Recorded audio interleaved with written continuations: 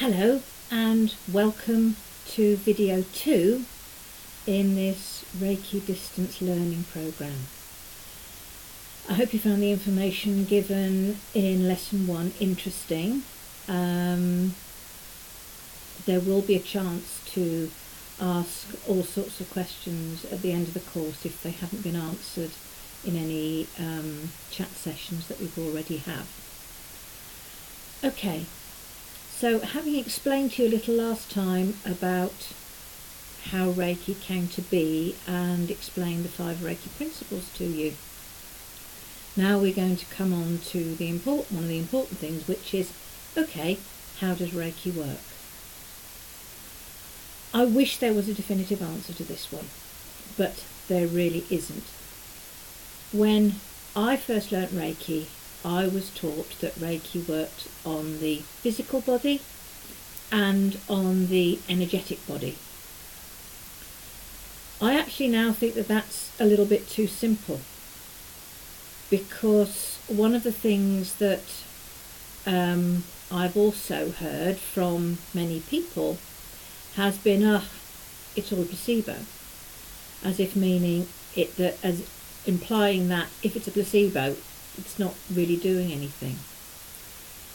One thing where there has been a huge advance over the past 5 to 10 years has been in study of the placebo effect. Evidence shows that drugs like painkillers and antidepressants actually have a very marked placebo effect. The same is true in other illnesses as well, like Parkinson's disease and irritable bowel syndrome. So to say it's only a placebo actually belies how important the mind-body interface is, because there is now lots of study going on that proves that so-called placebos actually do generate a physiological response in the body. So I've actually come to the point where I don't really care if someone, when they learn about Reiki, says, doesn't really do anything, it's only a placebo. My reaction is, yeah, bring it on. We now know that the placebo effect is far more powerful than we ever thought, that it's having real effects in the body, and by understanding the placebo effect, we can actually help people with far fewer side effects than they get with surgery or with drugs. This is all still very much in its early stage, and Western medicine is still looking rather askance at it.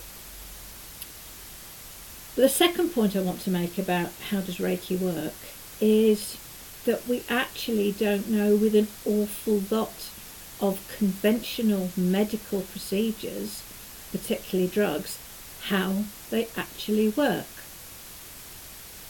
So my feeling is it doesn't matter how you think it works, how I think it works, how anyone you may treat thinks it works. If it's all placebo and you can generate that response with something that has far fewer side effects than medication, go for it.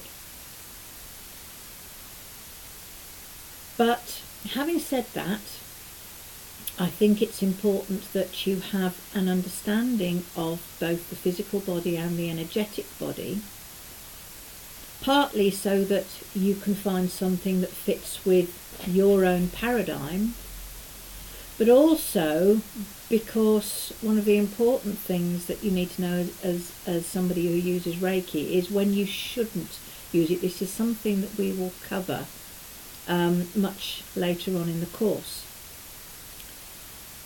So it's not my role to tell you how I think Reiki works.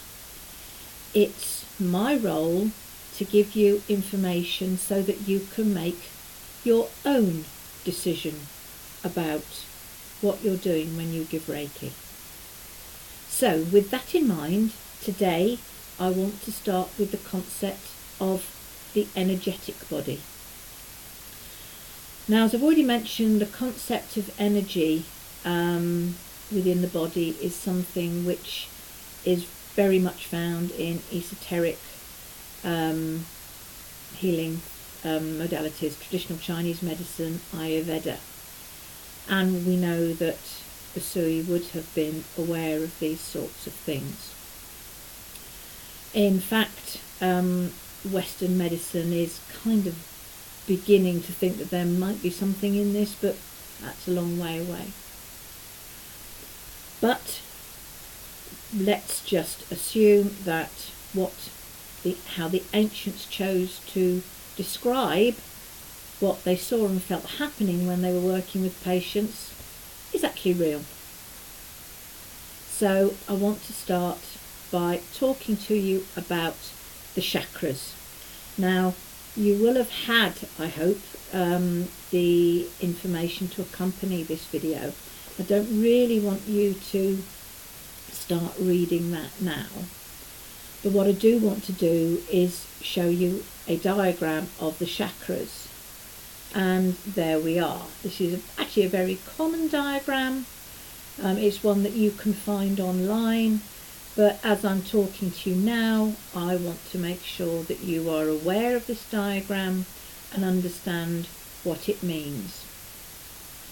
The first thing I want to point out to you is that there are 7 main chakras. They are the base chakra, the sacral chakra, the solar plexus chakra, the heart chakra, the throat chakra, the third eye chakra, and the crown chakra. And I want you to look at the colours, and I want you to point out something to you that wasn't actually pointed out to me, which would have made this so much easier to understand, which is that it's the colours of the rainbow.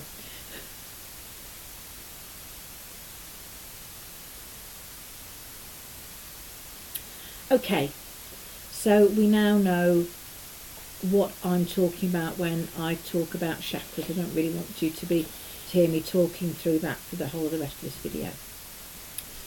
So what are chakras? Chakras are thought to be spinning vortices of energy. And they are kind of a link between the energetic body and the physical body. This is why they are important. The energetic body in itself consists of 3 parts. You have the aura that surrounds the body, and if you think of this in terms of the electromagnetic energy that we know the body puts out, you're probably not going to be far wrong. Then within the body, there are held to be meridians along which energy flows. These are the meridians that traditional Chinese medicine uses, and these are the meridians along which acupressure and acupuncture points lie, which are manipulated in that kind of therapy. The chakras connect to the energetic body, obviously, but they also link to the physical body. And if you think about the names that I gave to the chakras, the sacral chakra, the heart chakra, the throat chakra, you can see that there is already an assumption that the chakras are linked to a particular set of organs or a particular position within the body. Now, I'm not going to try and say that that's an accurate description. I don't actually think we have a really accurate description, but when you look at the information that I have sent along to you, you will see a table where I link each chakra to a colour, to an endocrine gland, to a spiritual function, and to the effect that it has on the body. I don't really think that you need me to sit there and go through that. That's something that you need to go through for yourself. Now, the meridians are slightly more complex, and if you can find charts that relate to all the acupressure points and showing what meridian they lie on, that's not necessary for what we're doing in this course. You don't need that level of understanding. But it is helpful to understand that there are a couple of key energy meridians, the governing the system, and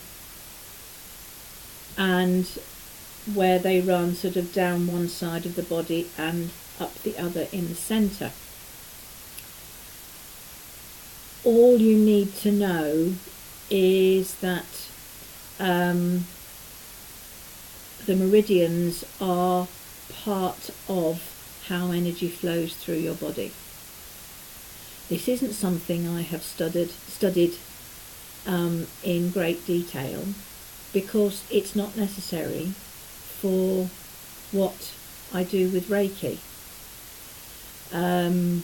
It's certainly something I've got into a little bit more since I became a Qigong teacher,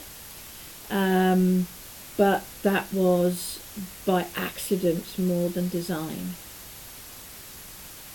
But when you give Reiki to someone, when you channel that Reiki energy into them, obviously where you channel it, whether it's on a specific chakra point, or whether it goes on where you think or whether you're trying to influence the meridian, is going to change possibly the effect that your Reiki has.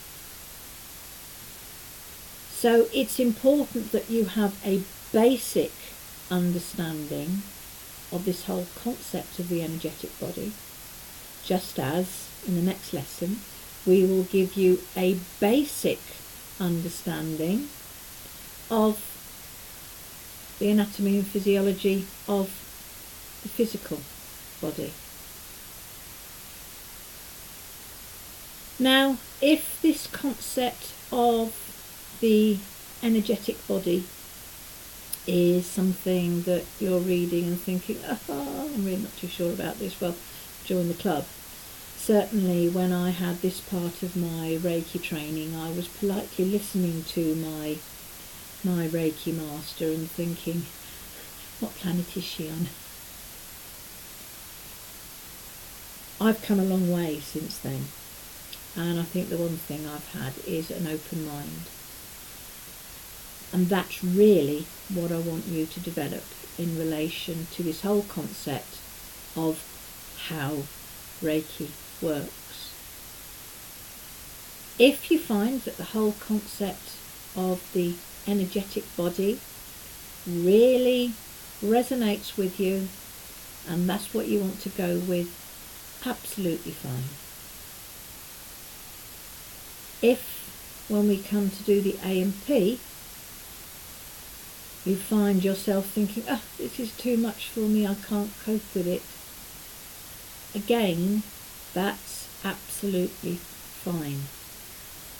A deeper study of either of these, either the energetic body or the physical body, is only necessary for those who intend to use it more directly. So if you wanted to learn acupressure or acupuncture, yes, you would need to know an awful lot more about the energetic body and the meridians. If you wanted to become a doctor or a pharmacist, as I was, or to work in any field that is more physically involved, then yes, you need a much greater understanding of anatomy and physiology than I am going to attempt to give you in this course. But this course is primarily aimed at providing a grounding so you can understand where you want to take Reiki. For what you're going to be doing, or for what you're going to be able to do with Reiki once you've completed this course, you don't need a deeper understanding. So please do not get too hung up if you're looking at this stuff about energy and thinking, what is she on about?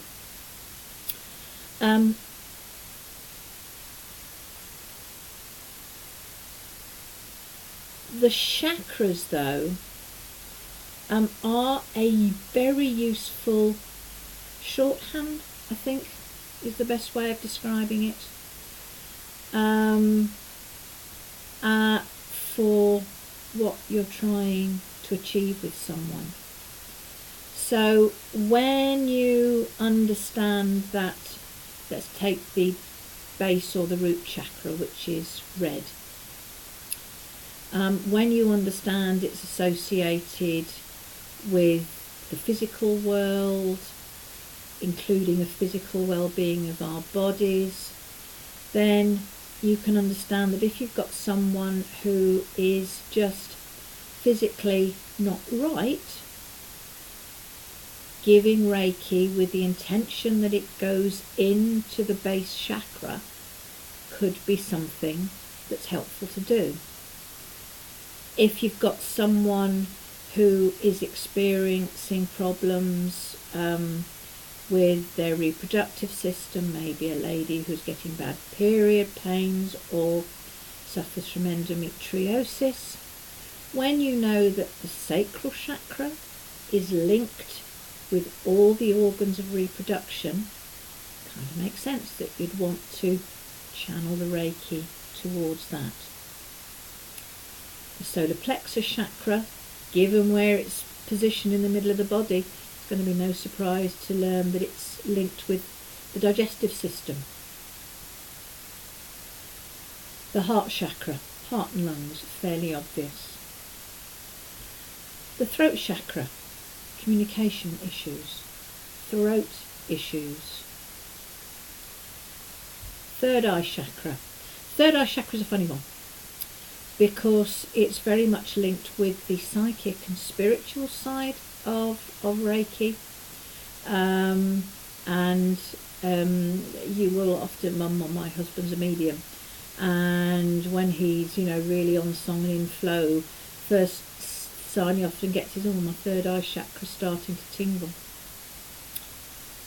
Crown chakra at the very top of the head is also associated with more spiritual things, but again, it's in the head. So if you've got someone who's depressed or has got headaches or some other illness that can be held to be kind of rooted in the head, then it makes sense that you would want to work on that area.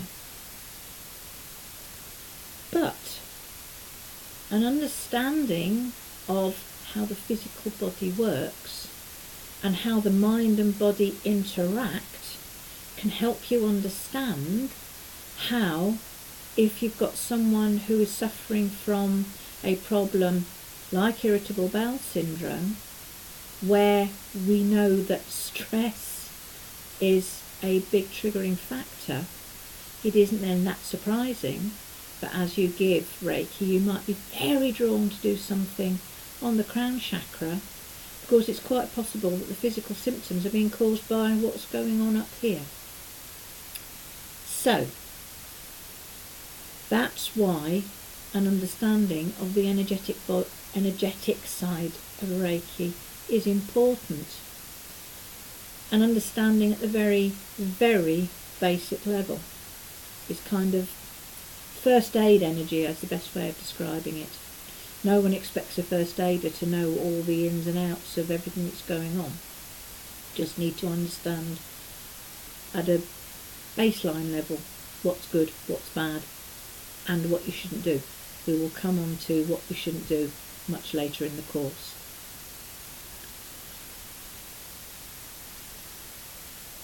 I've already said it's not my job to tell you what you should think. I'm giving you information so that I want you to be able to decide for yourself how this links in to what you're going to do with Reiki. If you are a very spiritual person, you may well find all this resonates. If the idea of spirituality is something that kind of makes you go, oh, I'm not so sure about this, and this isn't resonating, that's fine. All I'm trying to do is to ensure that you understand the full background. We know that Usui primarily taught Reiki for personal and spiritual development. If you remember, he wanted to find a way to give people certainty in an uncertain world. The healing that came from it was seen as a side effect. Quite a nice side effect. I wish drugs had side effects like that.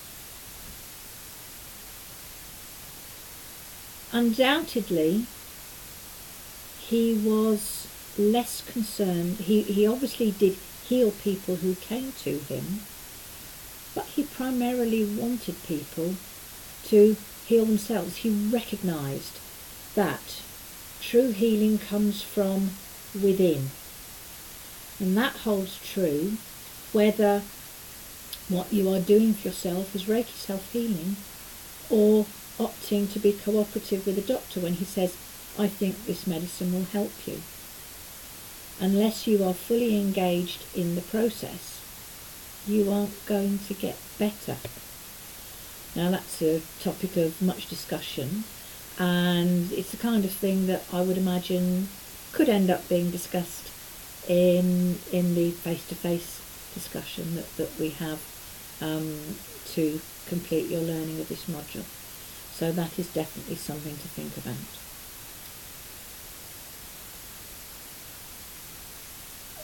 Usui also realised that people came into, well, not so much Usui, but Chijiro Hayashi realised that he was dealing with two different sorts of people. Those who could work intuitively and those who couldn't. Even if you don't get this whole thing about the energetic body, it doesn't matter. It really doesn't matter. Because the one thing I've learnt over the time I've been giving Reiki is Reiki's going to do what's needed. And to an extent, it doesn't matter what I do. All I need to be is, okay, I'm going to stand here and I'm going to let Reiki flow through me into this person that I'm treating. Same thing goes when you do self-healing, which is something we will come on to again later in the course. It doesn't matter what you think, as long as you just opt to let Reiki do what is necessary, and it will do what is necessary. It doesn't really matter whether you rationalise that by saying it opened up your crown chakra, or whether you say it dilated the blood vessels or contracted the blood vessels in your head that were expanding a bit too much and giving you a headache. It really doesn't matter, because I think that both languages are valid. Excuse me. So, I am going to leave the video there, and I would like you to watch it and then make a list of questions that you have for the follow-up one-to-one chat session that is part of the module, and happy learning.